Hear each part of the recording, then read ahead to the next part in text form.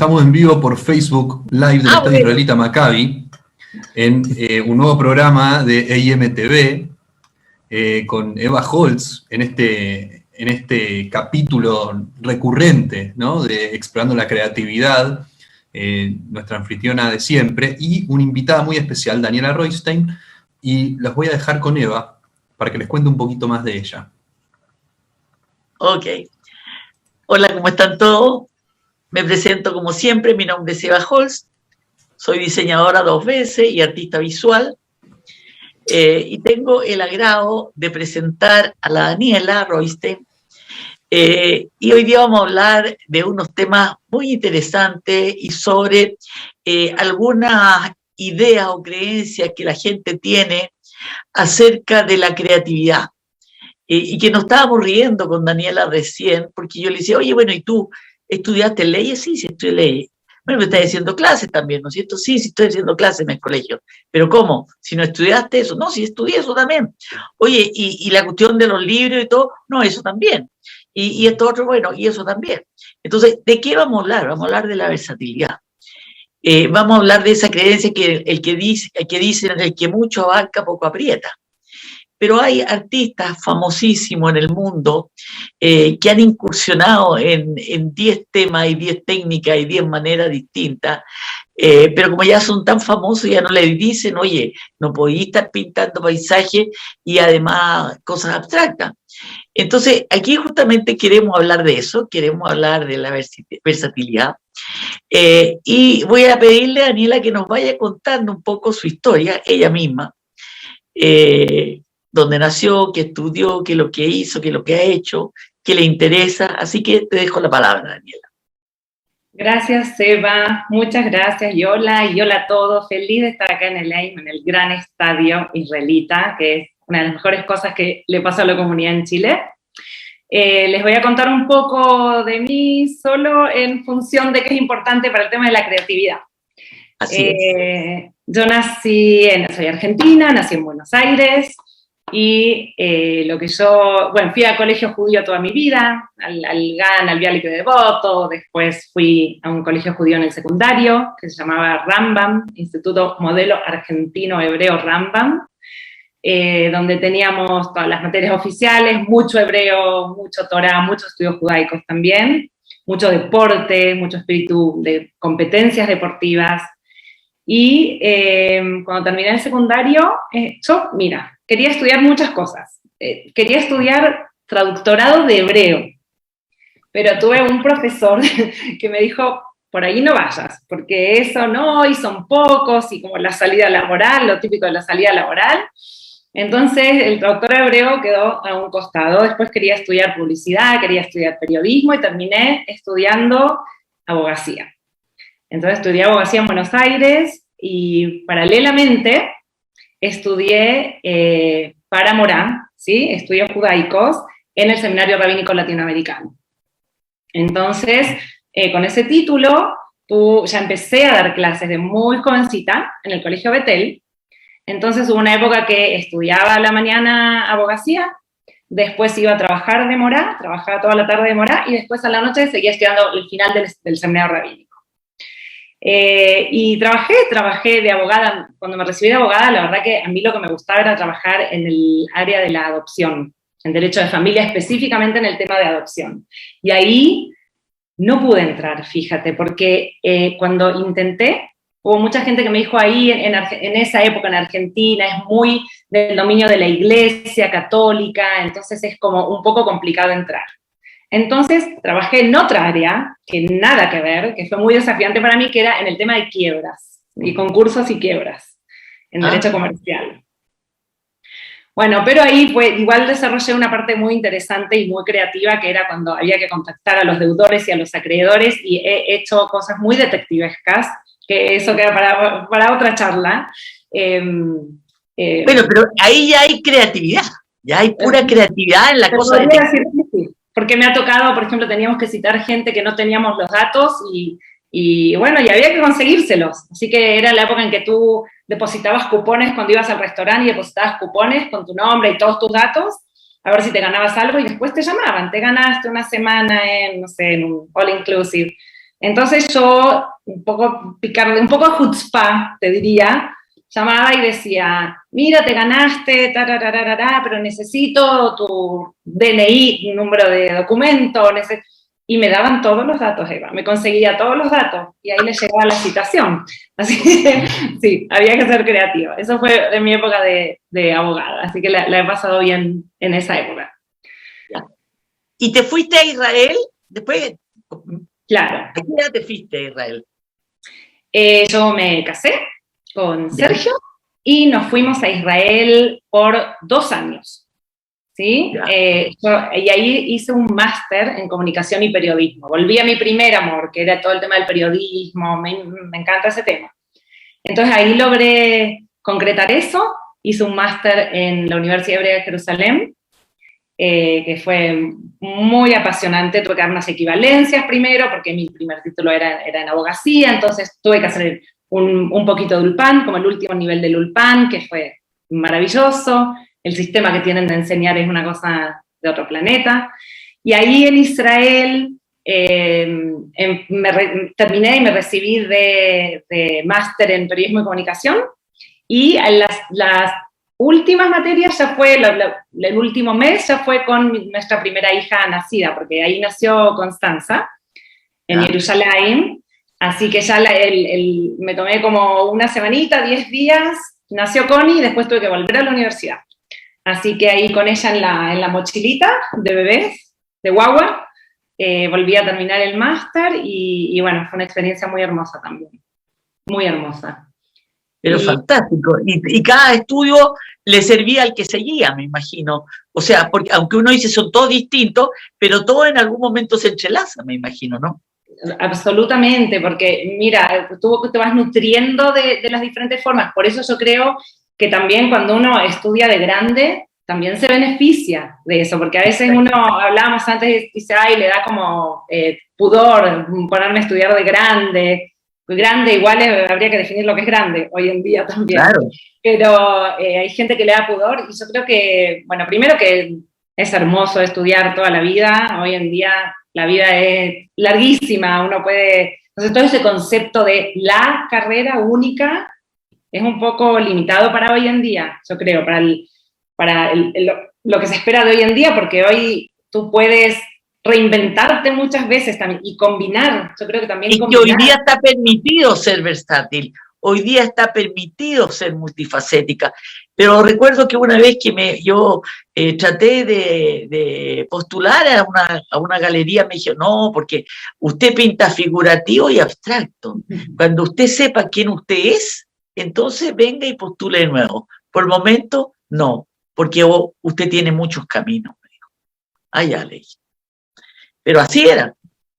Sí, igual, Eva, si me permites, yo creo que a mí me encantaría ver en un futuro que Chile se abra un poco más a todo este tema de la versatilidad.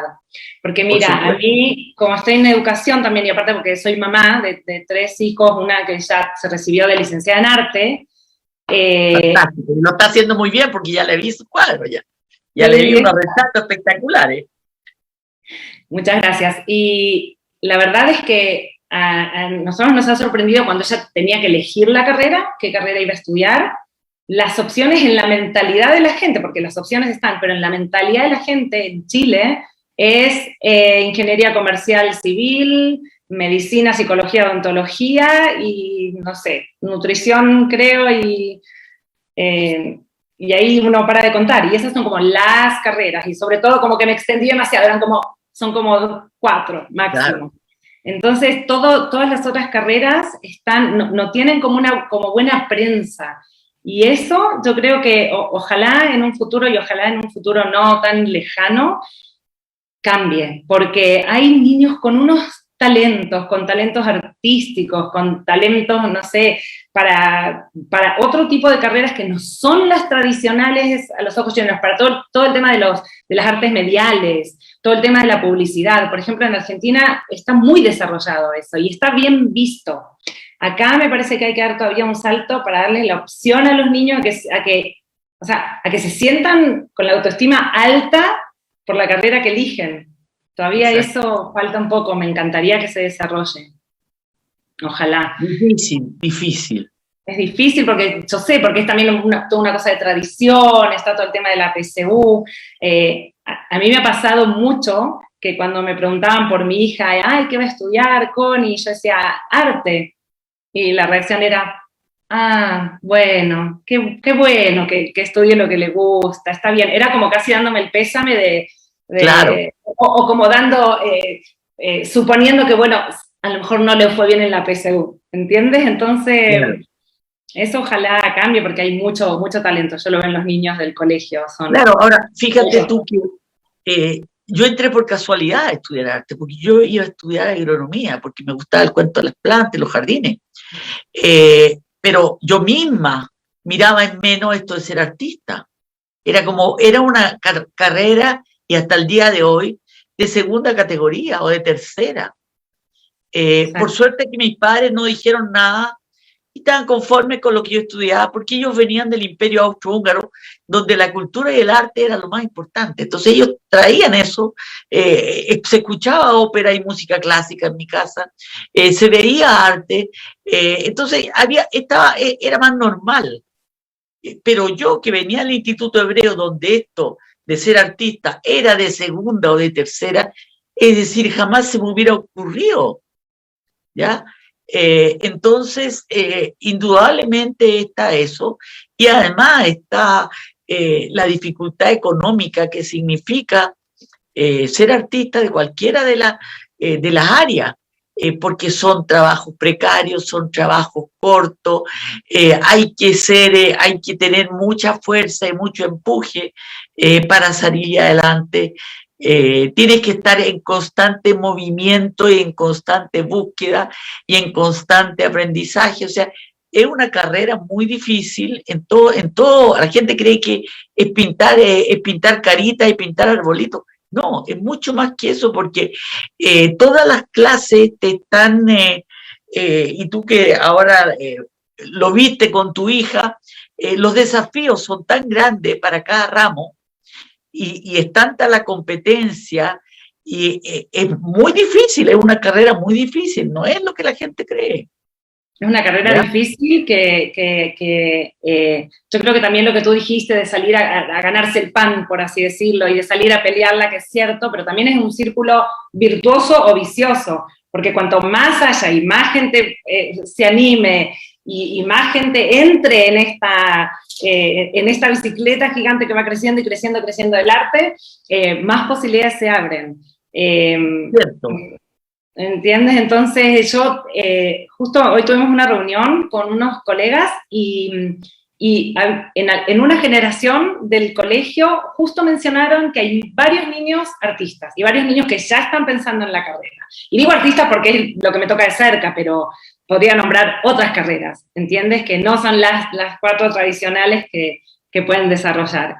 Lo que pasa también con estas carreras artísticas, yo siento, y me ha tocado escucharlo muchas veces, Eva, que por ejemplo, como tú has dicho recién que tus padres te han aceptado perfectamente, que sigas esa carrera, nosotros también, pero hay otros que también aceptan, le dicen, pero si sigues, no sé, arte, o si sigues actuación, o si sigues, o cualquier otra carrera, pero tienes que ser la mejor, o tienes que ser el mejor. Y los que siguen ingeniería comercial o médicos no les dicen, pero tienes que ser el mejor, ¿entiendes? Entonces está todo el tiempo poniendo como un poquito de palos en la rueda, pero ojalá, y yo de verdad sí creo que está cambiando y hay como una apertura muy linda al respecto. Muy linda. Claro, y además, al final, cada uno tiene que lucharla, y además, hoy día ha cambiado todo con la pandemia, en que todo lo que creíamos que era seguro ahora ya no es seguro. O sea, ahora todo es tan inseguro como ser artista. O sea, se igualó la cancha. Hoy día, en este momento, los artistas están muy pobres porque no ha habido trabajo, ¿no es cierto? Pero va a haber mucha gente que va a quedar en el camino. Y esa gente se va a tener que reinventar. Y los que eran ingenieros van a terminar con una fábrica de pan. y los que eran, qué sé yo, dentistas, que no tienen consultorio y les pagan la nada en estos conglomerados, van a darse cuenta que mejor hacen otra cosa. Entonces, va a haber un cambio muy importante ahora, creo yo, y un cambio favorable para las artes. Yo creo que va a ser favorable para los escritores, para los artistas, para los publicistas, para los cantantes. Yo creo que hay un cambio.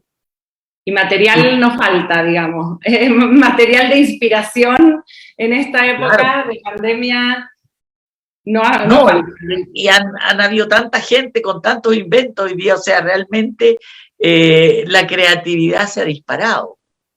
Y ahora, a propósito de creatividad, dicen la gente, mira, yo tengo todas estas metas y además escribir un libro. Y te digo esto porque yo sé que tú también has escrito, no sé si uno o más libros, y quiero que nos cuentes sobre esa experiencia de haber escrito, de cómo te tiraste a la piscina, y que pues no solamente escribió libros, porque eso ya cualquiera escribe un libro, o sea, toda la gente dice, oye, esta escritora, ¿por qué digo yo? No, es que escribió un libro. Bueno, es que una persona haya escrito un libro no la hace una escritora, y el hecho que una persona haya pintado un cuadro no la hace un artista, ¿ya? Es mucho más que eso.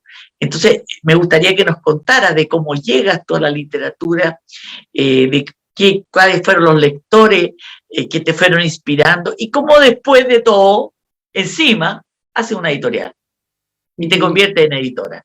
Así que ese cuento me lo cuentas, por favor.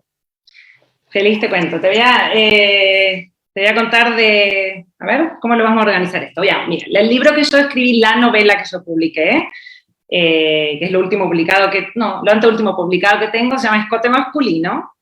Y se llama Escote Masculino y trata de Ignacio Turinsky, que es un personaje argentino, sonidista, ¿sí? Y él en sus 40 años, amigos, iba a Maccabi, al Estado Israelita de Argentina, y de repente se le incendia la casa y la oficina y se queda sin nada, y tiene que volver a empezar, ¿ya? Y ahí él empieza a cuestionarse un montón de cosas desde su infancia. Esa idea, ¿cómo se me ocurre a mí? Se me ocurre porque toda la vida vengo escribiendo y toda la vida vengo observando. Yo creo que, si me preguntas de dónde viene la literatura, yo te diría que viene desde que mi abuelo, Raúl Israel, que en paz descanse, se sentaba, sacaba la sillita y se sentaba en la calle a mirar a la gente pasar. Para mí, de ahí viene la escritura. Y él se podía sentar horas a ver la gente pasar, y se imaginaba las historias, y después volvía y nos contaba, y todas las conjeturas que él hacía. Entonces, yo creo que de ahí, a mí me gustan mucho las historias, me gustan mucho las anécdotas, me gustan las cosas chiquititas. Esta novela, previo a esta novela, yo era más bien cuentista, y he escrito muchos cuentos, tengo premios literarios que he recibido, he escrito ensayos. Uno de los ensayos, por ejemplo, había un concurso cuyo premio era que te daban la beca completa para irte a Marcha por la Vida, a Israel y a Polonia. Yo vivía en Argentina todavía y participé en este concurso de Marcha por la Vida, y eran también los comienzos de Internet, entonces me puse a buscar testimonios y encontré un testimonio de una sobreviviente de la Shoah, que se llamaba Judith. Y me leí el testimonio de ella, pero me sentía como un poco traicionera de usar su testimonio para el concurso sin tratar de contactarla y averiguar más de su vida. Y le escribí, y ella ya era grande, y yo hice el cálculo, dije, ni me va a contestar porque ¿qué va a tener mail? Por eso te hablo que era la prehistoria. Y si tiene mail, igual, ¿cuándo me contestará? Y le escribí, y para mi enorme sorpresa, ella me contestó al día siguiente. Y me contesta, yo le pedí permiso como para usar el testimonio, si podía usar el nombre, le conté todo. Y ella me contesta, súper emocionada, y que sí, que por supuesto, que lo importante que es que se conozcan los testimonios de los sobrevivientes de la Shoah, y si le podía hacer más preguntas, le hice más preguntas, y nos empezamos a cartear un poco, y ahí yo presento el concurso y gané el primer premio, y el viaje era a Israel y a Polonia, y ella vive en Israel, vivía en Israel. Entonces la conocí después, en persona. Emocionante. Emocionante, emocionante, emocionante, muy, muy hermosa. Ella, tú sabes que ella tenía muñecas, porque de la época, le quedó el trauma como de la época de la Shoah, de su infancia trunca. Entonces después cuando ella crece empieza a coleccionar las muñecas, las típicas de porcelana, que tienen como la carita de porcelana y después el cuerpo blandito, y cuando me fui me regaló una. Me estaba yendo de la casa de ella, que la fui a ver a Herzliya, y me regaló, y a mí me daba, no me la quería, me daba cosa por ella, no me quería llevar esa muñeca yo, pero, o sea, quería y no quería. No, y bueno, y la tengo esa muñeca, que era una muñeca de una mujer de, no sé, 80 años, muy emocionante. Entonces la literatura de la Shoah también está en mi cabeza desde hace mucho tiempo. Por ejemplo, otro premio que recibí fue de un cuento también hace muchos años, que era un concurso de, mira, cuentos infantiles no sexistas. Pero esto te hablo antes de que empezara todo el tema del feminismo y la oleada del movimiento, etc. Y bueno, y ahí escribí un cuento sobre que se abre un puesto para trabajar en un circo de trapecista o de malabarista, ya ni me acuerdo, y se presenta René. Y bueno, y todo el cuento habla de René, y bueno, no sé acá en Chile, pero René es un nombre unisex, por lo menos en Argentina, varón y mujer, entonces ya llega René al puesto y todos suponían que era varón, porque por el tipo de trabajo y qué sé yo. Y ella se presenta y le dicen, no, pero estamos esperando a René, después de entrevistar a René, la vamos a entrevistar a usted, y era ella, René. Entonces, bueno, también por el lado del género, que también me interesa mucho, y después, bueno, distintos microcuentos y muchas diferentes historias. Hace poco hubo también una convocatoria para escribir cuentos sobre la cuarentena, ¿no? Porque por ahora como que lo estamos viviendo y es tan reciente y estamos tan inmersos que es difícil tener perspectiva. Y me gustó esa convocatoria porque eran microcuentos, y bueno, también se publicó un libro y yo escribí un cuento que se llamaba Hormigas. Es muy breve, así chiquitito. Ah, sí, lo leí. Sí. Lo publicaste en Facebook, sí. Lo publiqué, sí. Así que bueno, eso fue como lo último reciente publicado, y después para mí todo esto de las redes sociales ha sido una plataforma hermosa para volar la imaginación y publicar y contactarme con gente. La verdad que yo creo que vivimos en una época, en ese sentido, que está tan a la mano, poder lanzar unas ideas y ver qué prende. Yo creo que es muy bonito eso. Obviamente con los peligros y con las cosas buenas. Oye, Daniela, yo voy a aprovechar esta instancia que estamos hablando de literatura, porque vamos a tener otro espacio de literatura. Yo ya estoy hablando con otras personas, pero a raíz de una entrevista que me hizo el Mauricio Con la otra vez, me dice, oye, ¿y por qué no hacemos en el estadio un grupo de literatura judía? Y yo lo pesqué y dije, ok, lo hacemos. Y ya lo estamos organizando, ya estamos pensando en eso. Iba a ser de literatura judía, pero judía, ¿qué quiere decir? Escritores judíos que escriben temas judíos, escritores judíos que no escriben temas judíos, pero son judíos, como el Norman Mailer, que no escribe sobre el tema judío, o el Saul Bellow, que tiene algunos con temas judíos, y Philip Roth, que echa peste contra los judíos, y tenemos también los goy que escriben sobre los judíos, como Leonardo Padura, que escribió Los herejes, ¿no es cierto? Y que uno cree cuando lo lee que está leyendo a un escritor judío, porque cómo lo escribe y cómo lo analiza, uno no puede creer que no sea judío. Entonces va a ser bien amplio, y además literatura israelí. Entonces es un grupo que vamos a organizar en el estadio. El estadio ya está viendo cómo va a ser la logística, si va a haber cobro, no va a haber cobro, y vamos a empezar aunque sea con 3 personas, ¿ya? Porque se va a tratar de conversar sobre lo que hemos leído, nos vamos entre todos, lo vamos a crear y dirigir el grupo. O sea, este no es un grupo dirigido con un menú, No, nosotros lo vamos a autogestionar. Así que yo te invito a formar parte, a ser parte, a ser una de las líderes, porque este es un proyecto muy lindo que nos interesa, y porque no queremos que sea solamente de literatura, sino en literatura y vida social. Porque con la pandemia nos hemos dado cuenta que la vida social nos hace falta. Y esto es una muy buena excusa, tener un tema específico para juntarnos, tomar café, comer kuchen, compartir, y eso te lo cuento. Y adelantándome a esto, vamos a tener la próxima semana una chilena socióloga que sacó después un doctorado y sacó su tesis doctoral sobre Bashir Singer. Y la próxima semana yo la entrevisto a ella desde México, ¿ya? Y esto ya es porque esto, tú inicias la partida de este tema de literatura que yo voy a ir tomando, la creatividad en la literatura judía. Así que, bienvenida.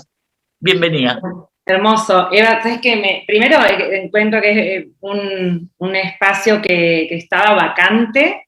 Exacto. Y que de verdad, felicitaciones. Creo que va a ser muy exitoso y muy hermoso y muy fructífero, en mi opinión. Y además queremos que sea presencial y tiene que ser en el Estadio Realita, porque queremos que esto empiece a suceder en el Estadio Realita, porque no nos podemos olvidar que en 4 o 5 años más tenemos el colegio en el Estadio Realita. ¿Verdad? Y quieranlo o no, el Estadio Realita sí va a ser el centro de la comunidad. Hoy día lo es de alguna manera, pero va a ser mucho más. Entonces sí, van a haber momentos en que los padres van a tener que esperar a los hijos, y mientras esperan vamos a tener distintas instancias de reflexión, de juego, de pintura o de lo que sea, que vamos a empezar a inventar. Porque esto está todo en proyecto y en invento. Así, por eso te digo bienvenida al nuevo Estadio Realita. Hermoso, creo que va a ser hermoso. Sabes, Eva, que con respecto a eso y a la literatura judía, bueno, a Bashir Singer no me voy a perder esa entrevista de la semana que viene. La próxima semana. Por eso que te quité un pedacito aquí para aprovechar a meter esta cuña, y para meter la cuña de que la gente ya vaya empezando a leer y vaya viendo qué quiere leer para empezar a proponer, porque entre todos vamos a proponer todo. Hay muchos caciques, Eva. Esto no es un curso cocinado antes, nosotros lo vamos a cocinar. Hermoso, hermoso. Te quería contar que, no sé si tú conoces, que hay una aplicación gratuita que se llama Duolingo. Duolingo, sí, que es para aprender idiomas, ¿ya? Sí. Es extraordinaria, es buenísima. Existe Duolingo Kids también, para los niños, entonces también está bueno que se la pueden bajar, y yo digo siempre que se la bajen para hebreo y todo. Y el otro día salió que bueno, tienen millones de idiomas, pero recién ahora sacaron el Duolingo para Yiddish. Así que ahora, sí, también se puede estudiar Duolingo, y Duolingo lo que tiene genial es que son 5 minutos por día. Tú te lo puedes programar, voy a estudiar 5, 10, pero de verdad. Yo lo tenía, sí, fantástico. Es maravilloso. Y y ahora está Duolingo para Yiddish. Así que yo estudié Yiddish en el colegio, en el Rambam que te comenté, teníamos hebreo, inglés y teníamos Yiddish también, entonces 5 años de Yiddish. Pero bueno, a refrescar, así que también se entrelaza, porque qué rico también poder leer, no sé, aunque sea algunas líneas en el idioma original. O sea, ojalá uno pudiera leer a todos los autores en el idioma en que han escrito originalmente, ¿no? Ojalá. Bueno, justamente Gilda Waldman, que es la chilena mexicana que nos va a hablar, ella decía que su padre tenía todos los libros en yiddish, y que era el idioma, porque el idioma de su casa, porque el padre venía de un shtetl. Así que ahí vamos a ir escuchando toda esta historia. Hermoso, hermosísimo, hermosísimo. Y hablando de, si me permites, Eva. Sí, sigue nomás. Este era un paréntesis que te hice para aprovechar. No, al contrario, este aviso comercial, un aviso comercial. Es que tú mencionaste recién el tema de, es que viene a propósito de esto, que el tema de la literatura judía, y qué es la literatura judía, bueno, es como cuando preguntan si existe la literatura femenina, pero volviendo al tema de la literatura judía, claro, o sea, si a mí me preguntas, yo te diría, para mí, por ejemplo, el libro de María Angélica Puga, Buscando a María Edwards, que tú conoces la historia.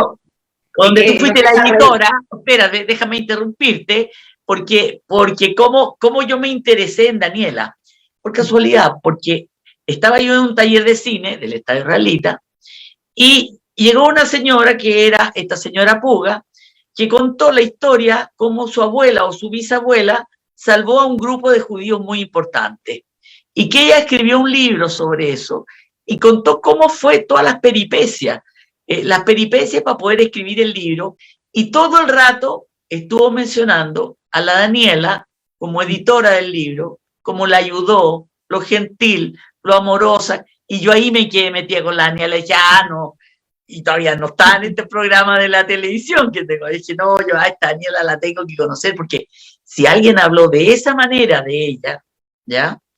Cómo tú la inspiraste, cómo la acogiste, cómo la contuviste, y fue tanto que ella después hizo que este libro se metiera al Ministerio de Educación como lectura obligada. Entonces ella es una justa, así como su abuela fue una justa, entre los justos, ella también metió la puntita aquí con el libro del Holocausto, escrito no por una judía, ¿ya? Entonces ahora sigue tú con la Puga. Exacto, bueno, primero gracias por tus palabras, voy a seguir. Bueno, eso es lo que yo escuché nomás, yo estoy repitiendo, estoy puro repitiendo.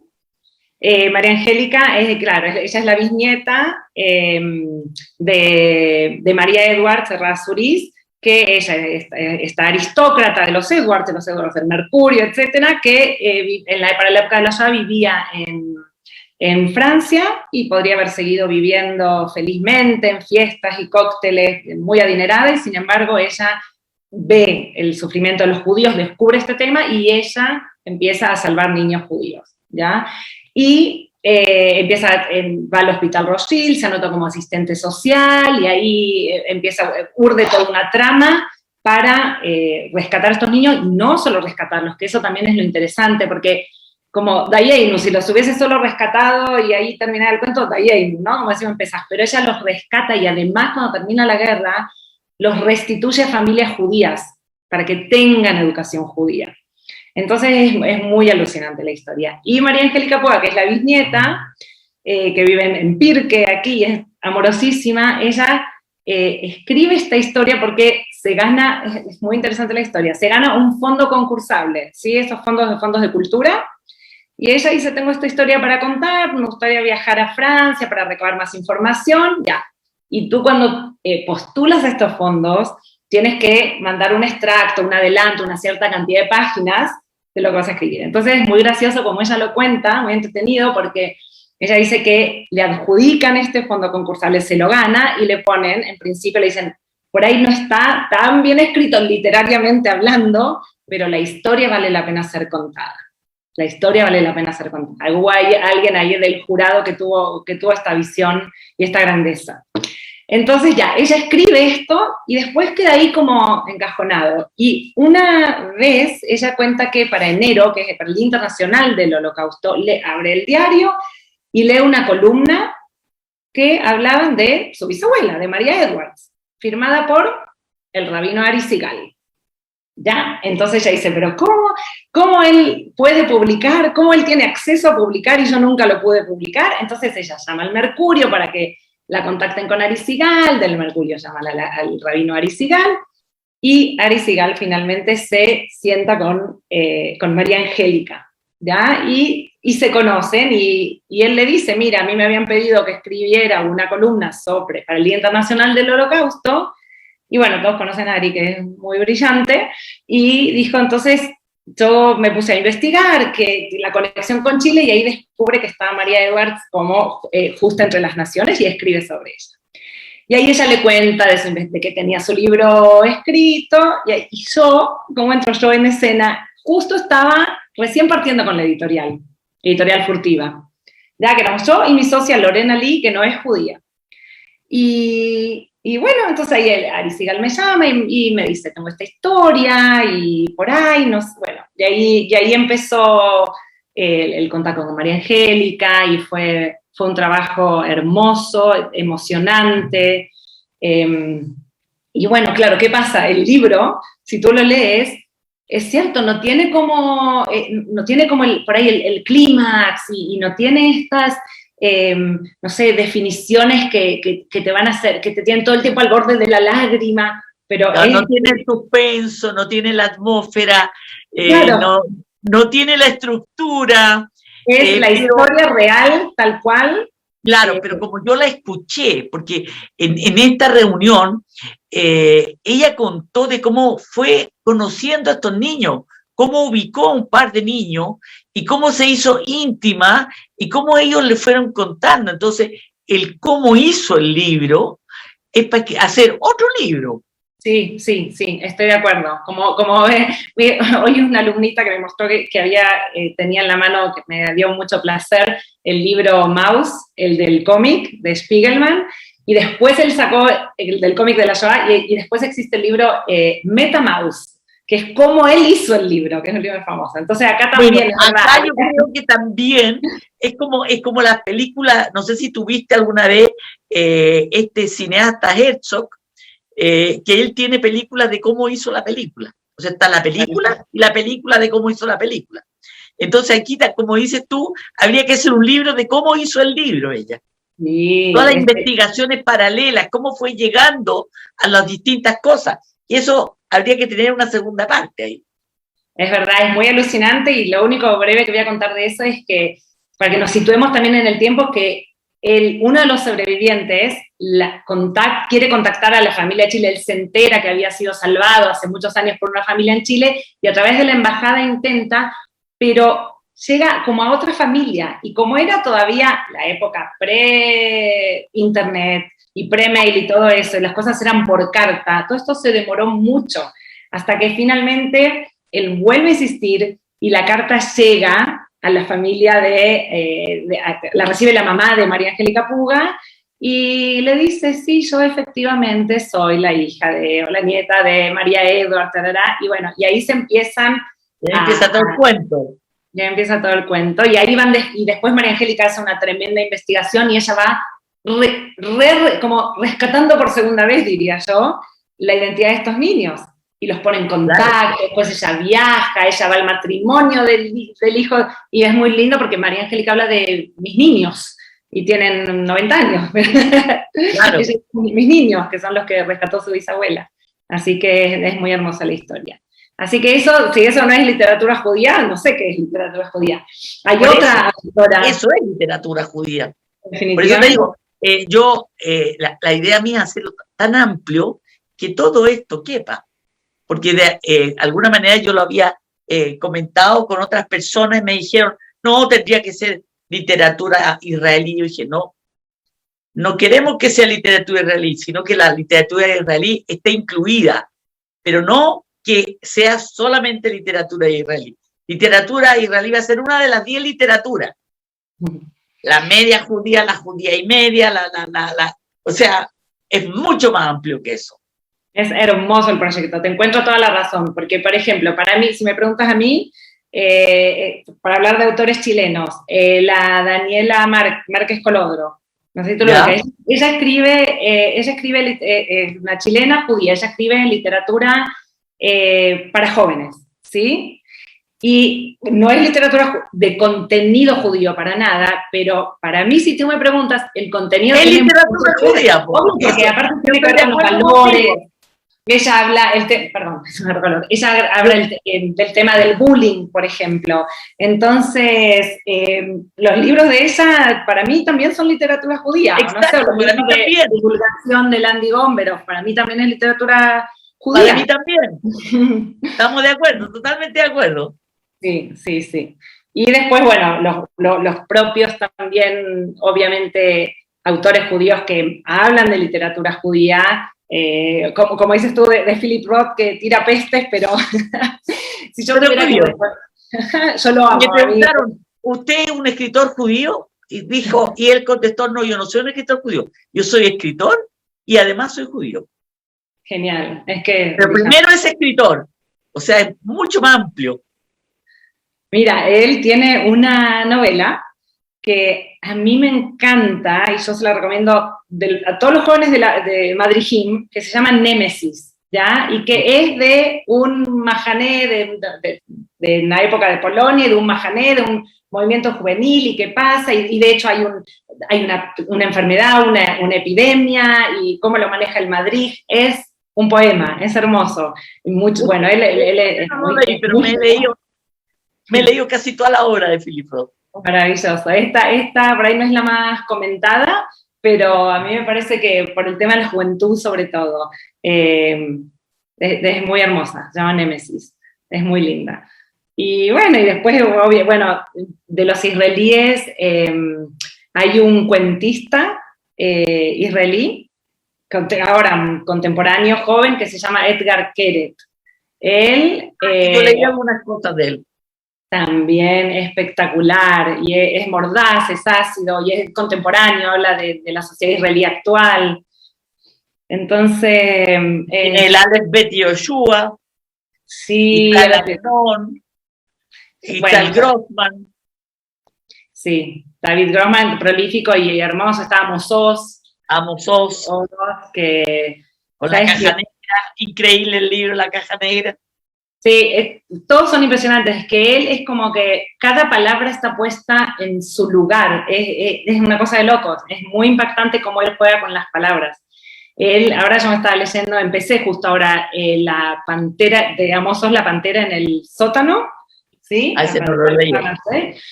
Y es muy chiquitito, y él cuenta que él desde chico, o sea, le hace decir al personaje que desde chico él dice, yo... desde chico, armo palabras, colecciono palabras, juego con las palabras, doy vueltas a las palabras. Es así como hay gente que le encanta, es así como los banqueros que les encanta contar billetes, a mí me gusta contar palabras, dice él, y realmente cada palabra está en su lugar. Tú sabes que la hija de Amos, una de las hijas de Amos Oz, Fania, está en Twitter, es una tuitera bien activa, pero es muy cercana. Entonces ella, si tú le escribes, ella te contesta, y tengo entendido que también la invitaron a Uruguay una vez para charlar, ella escribió un libro con Amos Oz en su momento, así que ahí tienes también otra invitada para tu futura taller de lectura judía. Claro, en todo caso es un proyecto muy entretenido, que ya hay varias personas que están entusiasmadas. Me preguntó Gilda, oye, ¿y esto va a ser solo presencial? Entonces sobre la marcha, porque esa es la creatividad, sobre la marcha, le dije, mira, era en principio presencial, pero podemos combinarlo, porque si tú estás en México y quieres participar, podemos de alguna manera combinar las dos cosas, ¿ya? Y además no sabemos cuánto tiempo vamos a estar con esta pandemia, ni qué es lo que va a pasar, estamos en la incertidumbre total, de todas maneras, así que vamos inventando sobre la marcha. Es cierto, es cierto. Ahora, como tenemos ya poco tiempo, cuéntanos de tu parte creativa en el Instituto Hebreo, como mano derecha, ¿no es cierto? Como mano derecha al director, que al final dicen que siempre detrás de un gran hombre hay una gran mujer. Entonces tú puede que hayas estado un poco a la sombra, pero no tan a la sombra. Entonces yo sé que eres profesora de mi nieta, de la Yayu, has estado en la parte de comunicaciones, y están metida en todo el área de creatividad tú. Eres como la lucecita ahí, así que cuéntanos en eso, porque ya nos están quedando como 15 minutos, así que ahí no te interrumpo, dale. No, feliz de esta conversación. Ahora, hablando de la mano derecha, tú sabes que hay otro dicho que dice, la mano derecha no sabe lo que hace la mano izquierda. Así, así que de verdad muchas veces la gente piensa que yo sé todo lo del Instituto Hebreo, y te juro que muchas veces soy la última en enterarme de verdad. Ah, bueno, eso te pasa después con los hijos. Con los hijos tampoco no sabéis nada después. Así que de verdad, tal cual. Pero nosotros, de hecho, con Sergio, hace muchos colegios que venimos trabajando juntos, porque en Argentina, cuando yo trabajé en Betel, él también trabajaba en Bethel, era docente, y después en Australia los dos trabajamos en el Bialik College, que era el mismo colegio, y acá de nuevo, pero en áreas diferentes. Yo en el colegio primero estuve 6 años a cargo del departamento de comunicaciones, ¿ya? Y fue una tarea muy hermosa, porque tú logras estar en contacto, primero que me tocaba pasearme por todo el colegio, para tomar las fotos, para escribir las notas, el newsletter, la página web, etcétera, etcétera. Después empezamos con el Facebook del colegio. Eso fue una historia genial, porque también había mucho temor, la verdad, había mucho temor, porque también siempre los judíos tenemos el temor de hasta cuánto nos exponemos, ¿no? Hasta cuánto nos abrimos, cuánto mostramos, cuánto no.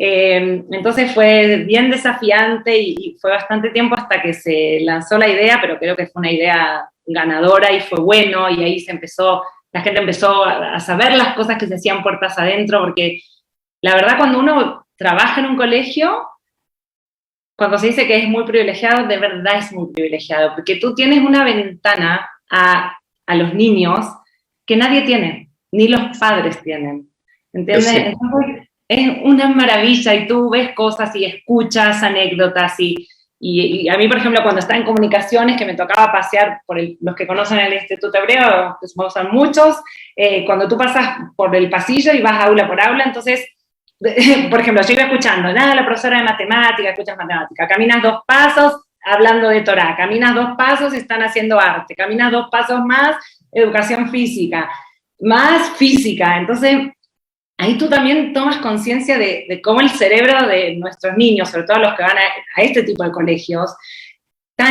que estimulan tanto, imagínate las conexiones, las sinapsis que logran hacer, porque de verdad el estímulo viene por todos lados, y además de verdad en un ambiente de mucho cariño, Entonces, eso fue muy hermoso, la parte de comunicaciones. Y después volví a mi otro amor, que es ser morá. Y entonces ya hace 2 años que volví al colegio, pero ahora de morá.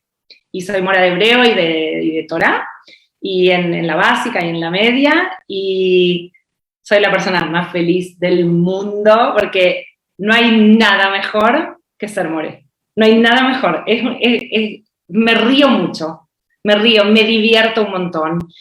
Siento que a veces puedo aportar no solo desde el hebreo y que les guste el hebreo y que amen, pero Israel, porque también me encanta. El otro día estábamos enseñando de Yom Ha'atzmaut acerca de Israel, y teníamos todo un programa con videitos que paseábamos por Israel, y una alumna me dice que Morá, tú nos haces muchas ganas de ir a Israel.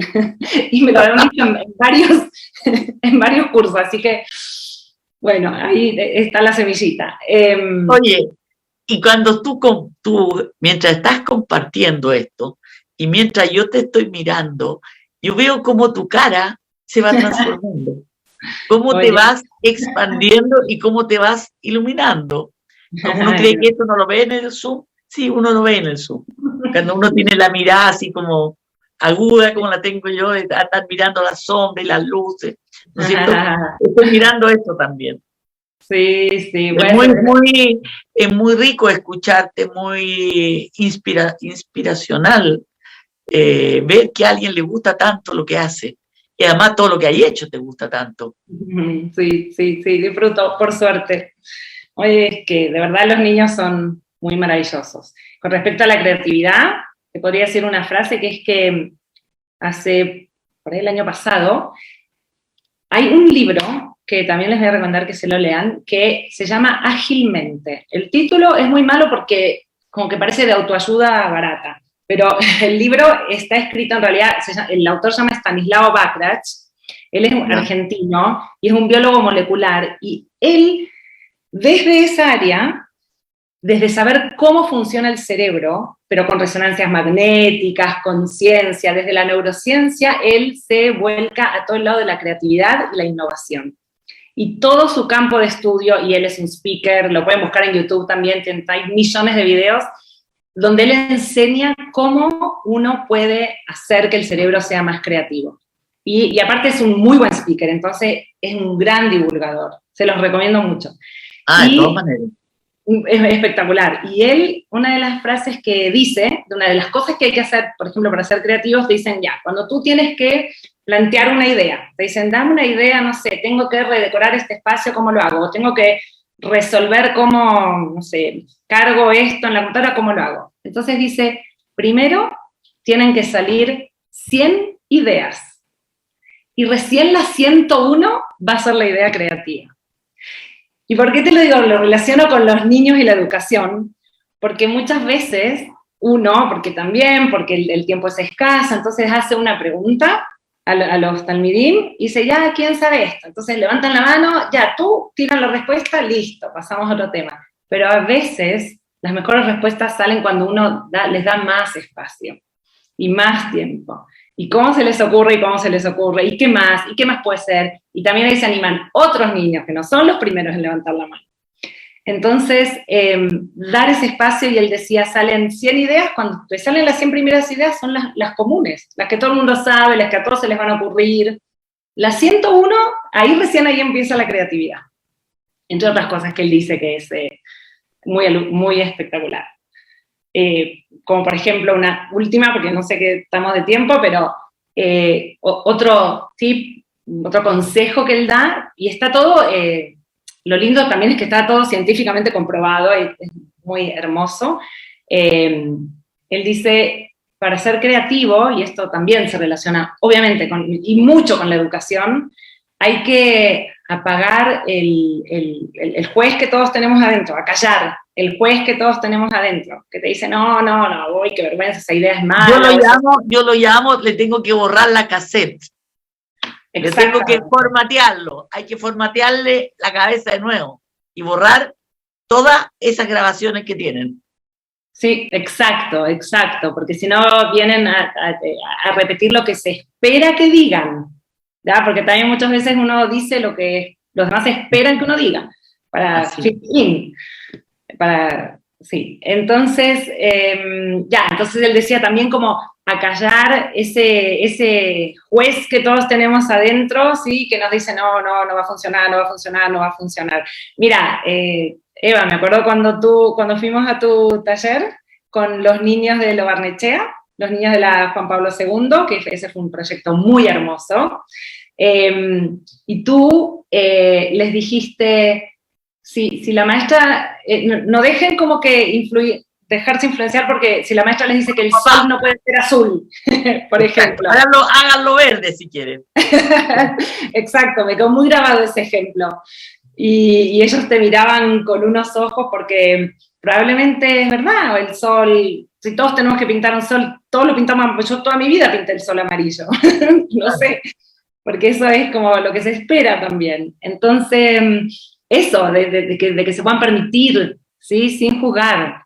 Y otra cosa que él dice es que también para estimular la creatividad es mirar los temas, las cosas, los problemas desde otro ángulo. Entonces, para mí, como se me ocurre, la mejor manera de expresar lo que él quiere decir es que tú, por ejemplo, a mí me pasa, cuando juegas al Scrabble, se llama Scrabble también en Chile, ¿no? ¿Sí? El crucigrama. Sí, ya, y tienes tus fichas, tienes el tablero, hay algunas palabras formadas, te toca jugar, y no te sale nada, y no se te ocurre nada, y no se te ocurre nada, y no se te ocurre nada. Pero de repente, si tú giras el tablero, de repente se te abre como un mundo, no sé qué funciona en el cerebro. Yo lo hago siempre, y lo hago hasta con los retratos, y lo hago con un florero con flores, lo doy vuelta para el otro lado, aunque me queden las flores para abajo, porque es la pura manera de ver el equilibrio. Y hay otro detalle que yo lo he experimentado y se lo digo a los alumnos, es el desapego. Porque cuando tú estás pintando, tú te crees la muerte porque estás haciendo una obra de arte, te estás apegada, no se te vaya a echar a perder, que la obra, que la no sé qué, que la no sé cuánto. Y hay momentos en que la obra no sirve para nada, la echaste a perder porque está mala. Y cuando la das por perdida, dices, total, esto se terminó. Como ahora en este programa dicen garabatos también, puedo decir, la callé con el cuerpo. Entonces, ya que está cagado, le voy a poner esto, y le voy a pegar esto otro, y le voy a pegar esto, y le voy a dar vuelta, y lo voy a romper. Y esos son los cuadros magistrales. Cuando tú has soltado todas esas amarras, todos los decires, todos los juicios, todos los deseos de estar haciendo la obra maestra. No, en el otro momento. Entonces te digo, los resultados que yo he logrado después que he dado por perdida una obra, son los mejores, porque ahí está el desapego al resultado. Porque el apego al resultado es lo que más te limita la creatividad. El apego al resultado, me encantó eso, es verdad. Uno debería tener apego al proceso, más que al resultado. Exacto. Y tomar el proceso como un juego y el resultado una casualidad. ¿Ya? Exacto. Uy, qué bonito. Me hiciste acordar de otras cosas ahora que nombraste. Ay, sigue contando. Sigue contando. Sí, ya, tú me dices basta. Sí, porque... No, todavía tenemos tiempo. Es que el tema que tú mencionaste ahora, el tema de permitirse jugar y de lo lúdico, también yo creo que va mucho con la época que estamos viviendo ahora. Hace muy poquito me terminé de leer un libro que también se los recomiendo muchísimo, que se llama The Game. Así es en español, está traducido al español, pero el título se lo dejaron así, The Game, y es de Alessandro Barico. Alessandro Barico, yo pensé que era solo novelista, es el de Seda, el que escribió Seda, una novelita así buenísima, pero yo no sabía que él también es filósofo. Ya, y él escribe este libro The Game, que es de hace poco, por ahí desde el 2019 o 20 máximo, en donde él analiza todo este fenómeno de Internet, las redes sociales, la vida virtual, etcétera, etcétera. Y va haciendo todo un recorrido, es muy alucinante. Hay que darle un poquito de tiempo al principio, que por ahí no engancha tanto, tal vez porque también la traducción a mí no me gustó tanto, se notaba como se escuchaba la voz traducida, pero el libro es muy alucinante. Y bueno, y él lo que dice es justamente eso, que todo lo que está pasando ahora y todo lo que estamos viviendo ahora y la forma de que con un botón tenemos el llamar a la otra parte del mundo y que tú vas a poder entrevistar a la socióloga mexicana que con pocos botoncitos, es fruto de que hubo mentes que pensaron desde el videojuego, dice, desde la lógica del videojuego, cómo funcionar. Entonces él dice, en realidad se dieron cuenta que uno quiere moverse rápido, uno quiere pensar rápido, uno quiere no tener intermediarios, o sea, por ejemplo, todo esto de Uber y todas las cadenas estas que uno puede interactuar sin los grandes intermediarios, pensar rápido, moverse rápido, no tener intermediarios, y también que sea lúdico. Uno la quiere pasar bien, uno la quiere pasar bien en el proceso también. Entonces, yo creo que también todo esto de lo lúdico, que ojalá sin perder profundidad, es muy de nuestra época. Y él, otra línea que él tira ahí es que él sostiene, su tesis es que en realidad todo lo que tenemos ahora del mundo digital viene como protesta por las atrocidades que ocurrieron en el siglo XX. ¿Ya? Y él dice, ahora que estamos todos más interconectados y que sabemos cómo hacerlo y que somos otra fuerza, es una forma también de que, ojalá, no sé si es un poco utópico, pero que el mundo sea mejor. Lo contrario de que la gente cree que la digitalización nos hace como pavos y nos hace, no sé, más autómatas, él tiene otra mirada muy interesante, que incluye esto de lo lúdico que tú dijiste. Sí, para mí lo lúdico es realmente, o sea, por lo menos en el arte, muy importante. Yo incluso hice una exposición que la llamé del jugar, del sentir y del soñar, me parece. Y que era desde el juego, y eso trato de meterle eso a la gente, que no se lo tomen en serio. Esto de la obra de arte, ay, todo, soy pintor, no, estamos jugando nomás. Sí, mira, si resulta, es una obra de arte, y si no resulta, era un ejercicio nomás. Qué bonito, ¿verdad? Le quita el apego, le quita lo serio, ¿ya? Sí, porque no es tan serio.